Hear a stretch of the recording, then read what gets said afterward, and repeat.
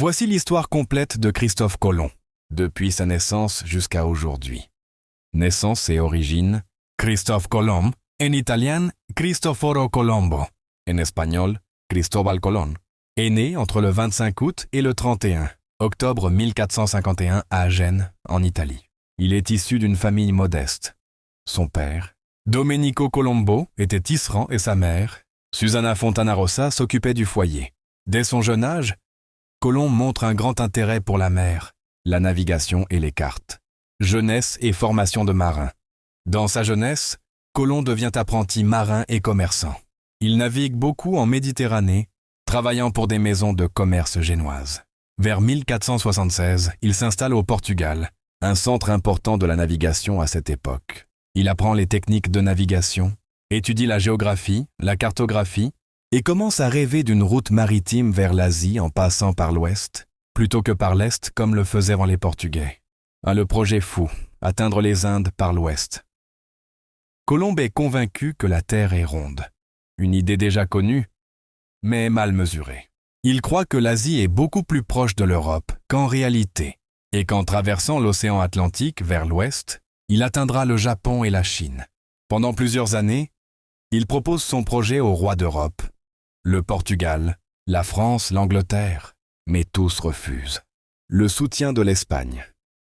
En 1492, après des années d'insistance, Colomb obtient enfin le soutien des rois catholiques d'Espagne, Isabelle de Castille et Ferdinand d'Aragon. Ils lui promettent le titre d'amiral de la mer Océane, ainsi que le gouvernorat des nouvelles terres découvertes. Le premier voyage, 92-93. Le 3 août 1492, Colomb quitte le port de Palos de la Frontera avec 3 navires.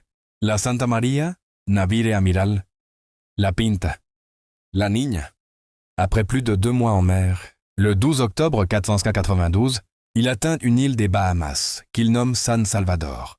Il croit avoir atteint les Indes orientales, d'où le nom d'Indien, donné aux habitants qu'il rencontre.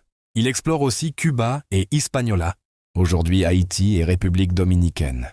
Les autres voyages, Colomb effectue 4 voyages au total entre 1492 et 1504.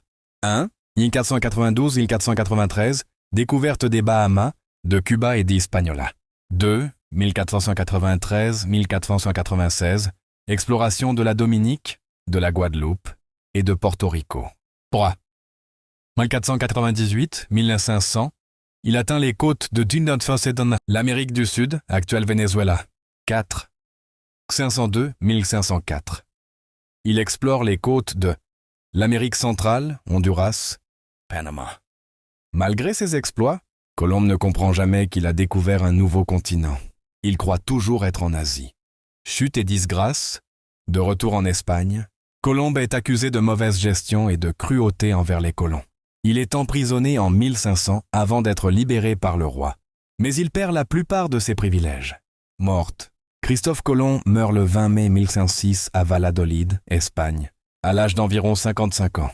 Il meurt sans savoir qu'il avait découvert un nouveau continent, qui sera plus tard nommé Amérique en hommage à un autre explorateur, Amerigo Vespucci. Un héritage et controverse, Colomb est longtemps célébré comme le découvreur de l'Amérique, même s'il n'a jamais atteint le continent nord-américain. Son arrivée a marqué le début de la colonisation européenne, qui a profondément bouleversé les populations autochtones d'Amérique. Aujourd'hui, son héritage est controversé. Certains le voient comme un grand navigateur, d'autres comme le symbole du colonialisme et de la destruction des civilisations indigènes. Christophe Colomb, aujourd'hui, son nom reste gravé dans l'histoire. De nombreuses villes, rues et monuments portent son nom, comme Columbia ou Washington, D.C., District of Columbia. Dans plusieurs pays, le Columbus Day, fête de Colomb, a été remplacé par le Jour des peuples autochtones pour rendre hommage aux premiers habitants d'Amérique. Ces découvertes ont changé le cours de l'histoire du monde, ouvrant la voie à l'époque moderne et à la mondialisation. Alors n'oubliez pas de vous abonner pour ne pas rater nos prochaines vidéos. Merci.